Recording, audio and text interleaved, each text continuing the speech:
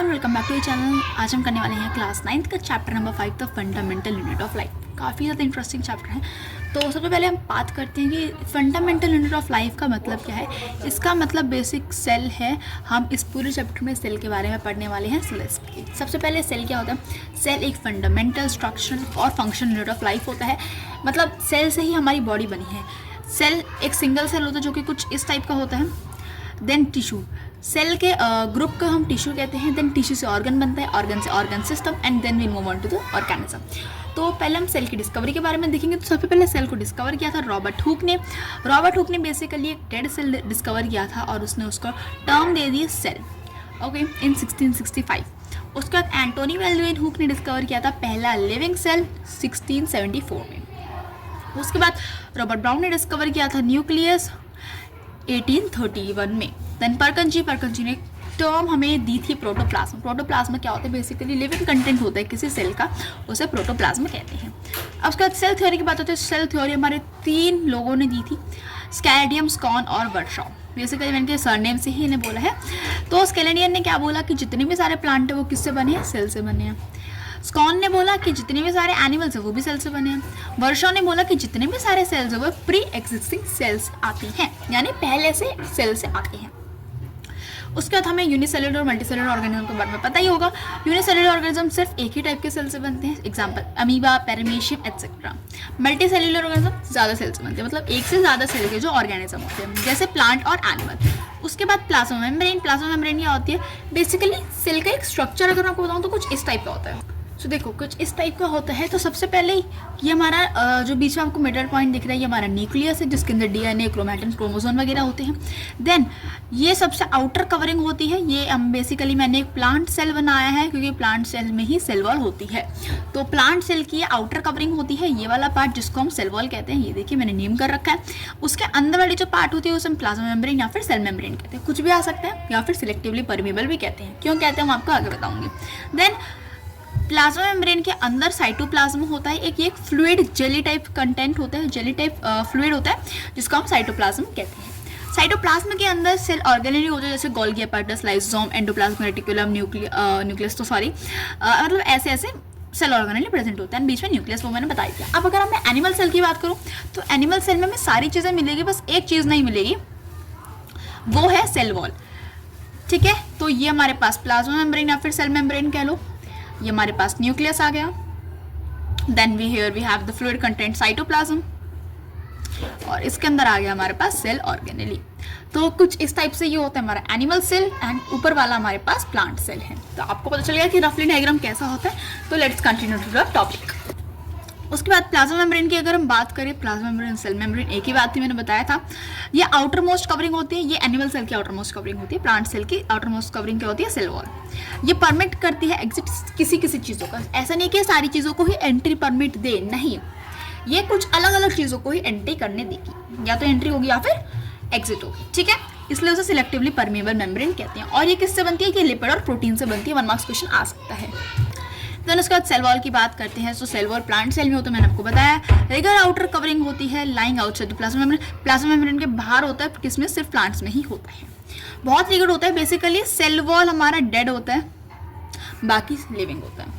Then nucleus की बात करते हैं। न्यूक्लियस की अगर हम बात करें तो डबल लेयर होता है, डबल मेम्ब्रेन होती है इसके पास, और ये सारा क्रोमोसोम और जितना भी मटेरियल है वो ट्रांसफर करता है। उसके अंदर छोटे छोटे पोर्स होते हैं। फिर साइटोप्लाज्म में होता है फ्लूइड कंटेंट होता है। फ्लूइड टाइप जेली होती है जो प्लाज्मा मेम्ब्रेन के अंदर होती है और न्यूक्लियस के बाहर होती है। देखो लिखा है ना, प्लाज्मा मेम्ब्रेन ये है इसके अंदर और न्यूक्लियस के बाहर, यानी इन दोनों के बीच में। देन उसके बाद सेल ऑर्गेनेली, मैंने बताया सेल ऑर्गेनेली एक मेम्ब्रेन बाउंड होता है जो किसी किसी फंक्शन में काम आती है। अब सेल वॉल की बात करते हैं। तो सेल वॉल की अगर हम बात करें तो सेल वॉल पहले तो नॉन लिविंग होती है, बता दिया। रिजिड होती है, बता दिया। Forms outer covering of plasma membrane के बाहर होती है प्लांट सेल में, और ये प्रोवाइड क्या करती है, ये शेप प्रोवाइड करती है। देन प्लांट्स में होती है प्लाज्मा मेम्ब्रेन, किससे बनती है, सेल्यूलोज से बनती है। एनिमल्स में नहीं होती है। बैक्टीरिया में होती है, किससे बनती है, पेप्टिडोग्लाइकन से बनती है। फंगी में किससे बनती है, काइटिन से बनती है, और वायरस में एब्सेंट होती है। तो 1 मार्क्स क्वेश्चन या तो इनमें से आएगा या फिर ये दोनों आएंगे। इन दोनों में क्या है कि लार्जेस्ट सेल कौन सा है, ऑस्ट्रिच का सेल, और स्मॉलेस्ट सेल कौन सा है, माइकोप्लाज्म। तो अब आगे बढ़ते हैं, मूविंग ऑन, हम बात करते हैं प्लाज्मा मेम्ब्रेन की या फिर सेल मेम्ब्रेन की। बेसिकली जो मैंने आपको पीछे वो छोटे छोटे एक इंट्रोडक्शन था, अब हम यहाँ पे मेन बात करेंगे। प्लाज्मा मेम्ब्रेन बताया फ्लेक्सिबल होती है, किससे बनती है? लिपिड और प्रोटीन से बनती है। लिपिड में कौन से लिपिड से बनती है? फॉस्फोलिपिड से। वैसे गिवन नहीं बुक में, बस जस्ट फॉर एन इन्फॉर्मेशन, अच्छी बात है इन्फॉर्मेशन लेनी, तो मैंने आपको बता दिया कि फॉस्फोलिपिड से बनती है। देन उसका डिफ्यूजन की बात करें, डिफ्यूजन हमने उसमें पढ़ा था मैटर इन योर सराउंडिंग्स में, इसमें भी पढ़ेंगे। देन डिफ्यूजन क्या होता है? Diffusion is the spontaneous movement of particle to higher concentration और कंसंट्रेशन। बेसिकली देखो, ये डिफ्यूजन सेल के अंदर ही होता है, जो भी जितनी भी स्पॉन्टेनियस मूवमेंट होती है सेल के अंदर होती है। यहाँ पे हमारे पास लेट्स सपोज बहुत सारा ऑक्सीजन है और यहाँ पे कम है, तो ये ज़्यादा वाला ऑक्सीजन कम वाला ऑक्सीजन के पास चला जाएगा। ये इनसाइड प्लाज्मा मेम्ब्रेन की होती है, मैंने बताया था diffusion is inside plasma membrane, हमेशा प्लाज्मा मेम्ब्रेन के अंदर ही होगी।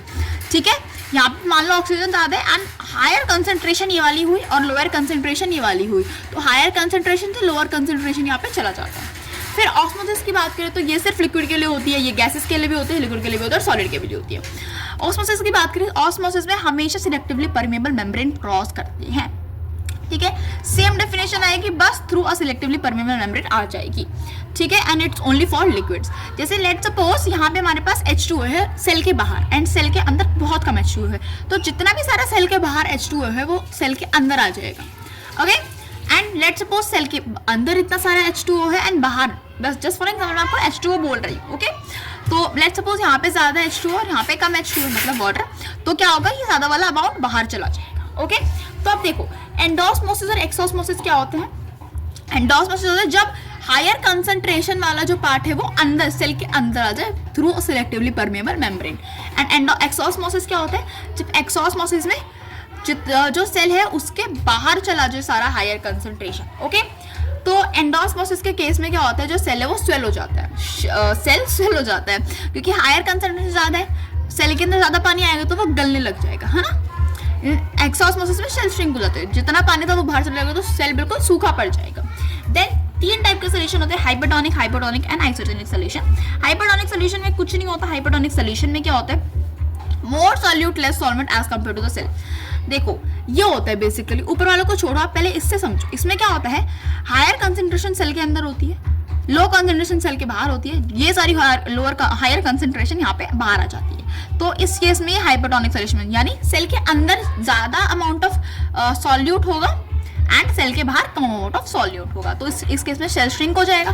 सेकेंड इज हाइपरटोनिक, हाइपरटोनिक में बाहर ज्यादा होगा अंदर कम होगा, तो बाहर वाला अंदर आ जाएगा, तो इसमें सेल स्वेल हो जाते हैं। आइसोटोनिक सोल्यूशन सेम रहेगा, बाहर भी उतना तो अंदर भी इतना, तो कोई चेंजेस नहीं होते सेल में।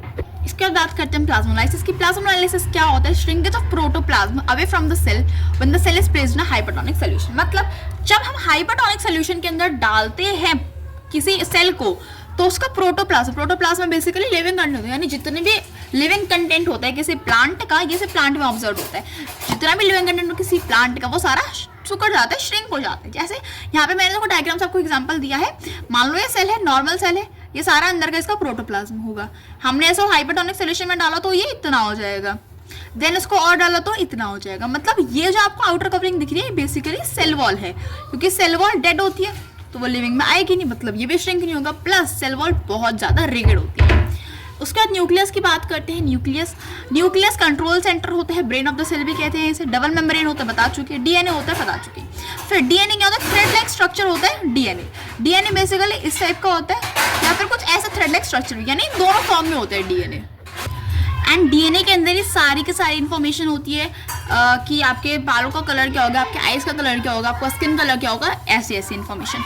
उसके बाद डीऑक्सीराइबोन्यूक्लिक एसिड होती है डीएनए की फुल फॉर्म, और ये सारी इन्फॉर्मेशन कैरी करते हैं हमारे बारे में, जैसे colour of the eyes, shape of the nose, colour of the hair, मैं ऑलरेडी बता चुकी। नेक्स्ट बात करते हैं, तो अब हम बात करते हैं क्रोमोसोम एंड क्रोमैटिन की। तो क्रोमैटिन क्या होता है, बिल्कुल स्कैटर फॉर्म होता है, यानी ऐसे डीएनए पूरा उसमें फैला हुआ है, ये देखो इस टाइप में दिख रहा है डीएनए कैसे थ्रेड लाइक स्ट्रक्चर में फैला हुआ है। देन क्रोमोसोम कब होता है, जब ऐसे कॉइल शेप ले लेता है, इस टाइप की कॉइल शेप ले लेता है न्यूक्लियस के अंदर डीएनए, उसे कहते हैं क्रोमोसोम। और क्रोमोसोम हमें कब दिखता है, जब सेल डिवीजन होता है तब, ठीक है। एंड जब डीएनए कॉइल शेप ले लेता है तो उसके ऊपर ऐसे प्रोटीन्स आ जाते हैं, ओके, ये बात इंपॉर्टेंट है। अब हम बात करते हैं टाइप्स ऑफ सेल में, प्रोकैरियोटिक एंड यूकैरियोटिक सेल के बारे में। तो प्रोकैरियोटिक सेल क्या होते हैं, प्रोकैरियोटिक पुराने जमाने के सेल होते हैं, न्यूक्लियस बिल्कुल वेल डिफाइंड नहीं होता, उसके न्यूक्लियस बिल्कुल ऐसे पड़ा होता है पूरे सेल के अंदर, उसे हम न्यूक्लियोइड कहते हैं। फिर मेम्ब्रेन बाउंड ऑर्गेनेली मतलब सेल ऑर्गेनेल इसमें नहीं होते और इसमें सिर्फ एक ही क्रोमोसोम होता है। Example bacterial cell. ये देखो मैंने बैक्टीरियल सेल का एक डायग्राम दे रखा है, कैसे बिल्कुल फैला हुआ है इसमें न्यूक्लियोइड जहाँ पे डीएनए पड़ा हुआ। सेल ऑर्गेनेली बहुत कम होते हैं, होते भी हैं तो। सेल वॉल इसमें होती है, प्लाज्मा मेम्ब्रेन इसमें होती है, राइबोसोम प्रोटीन के लिए हेल्प होता है, और फ्लैजिला इसके पास होता है, कुछ इस टाइप से फ्लैजिला होता है जो इसकी मूवमेंट में हेल्प करता है। उसके बाद यूकैरियोटिक सेल के बारे में बात करते हैं तो यूकैरियोटिक सेल का न्यूक्लियस वेल डिफाइंड होता है। Membrane bound organelle, membrane bound वाले ऑर्गेनेली इन द सेंस होते हैं जिनके पास मेम्ब्रेन होती है, वो वाले वो होते हैं। एक से ज़्यादा क्रोमोसोम होते हैं, जैसे प्लांटर एनिमल सेल यानी हमारे सेल जो नॉर्मल होते हैं। जैसे ऐसे अभी सेल डिवीजन नहीं है तो ऐसे क्रोमैटिन के फॉर्म में शेप ले लेता है, तो ऐसे डीएनए पड़ा हुआ, बिल्कुल ऐसे पड़ा हुआ है पूरा डीएनए। देन प्लाज्मा मेम्ब्रेन है, न्यूक्लियस है, डीएनए है, राइबोसोम है, साइटोप्लाज्म, सेल ऑर्गेनेली सारे हैं। अब राइबोसोम जो है वो कॉमन होता है प्रोकैरियोटिक और यूकैरियोटिक में, दोनों प्रोकैरियोटिक सेल में भी होता है, यूकैरियोटिक सेल में भी होता है। सो गाइस आज की वीडियो में इतना ही, अभी हम बस इतना ही देखेंगे। नेक्स्ट हमारा पूरा सेल ऑर्गेनेली वाला टॉपिक बचा हुआ है, वो मैं आपको नेक्स्ट वीडियो में बता दूंगी। Thank you so much for watching the video. अगर आपको वीडियो अच्छी लगी तो please kindly subscribe the channel. Thank you so much.